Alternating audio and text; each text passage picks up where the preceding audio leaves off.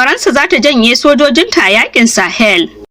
Shugaba Emmanuel Macron na Faransa ya ce akwai buƙatar a sauya salon yadda ake yakar 'yan ta'adda a yankin Sahel da kuma yiwuwar rage wasunsu. Shugaba Macron ya bayyana hakan ne a yayin da yake ta'aziyar mutuwar wasu dakarun sojin ƙasan a wani hari da aka kai musu a ƙasar Mali. An gudanar da taro a birnin Paris domin tunawa da sojojin biyu da suka rasa rayukansu a fagen yaƙi da 'yan ta'adda. Ana sa ran zai yi cikakken bayani a wani taron koli da ya kunshi babban shirin rundunar sojin Faransa a birnin Jamaina na ƙasar Chad a watan gobe. Ministan tsaron Faransa ya ce akalla dakaransu 5,000 ne za su janye daga yankin na Sahel.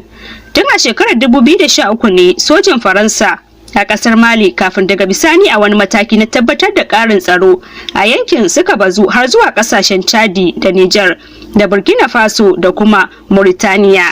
Zainab Sulaiman, Duniyar Labarai.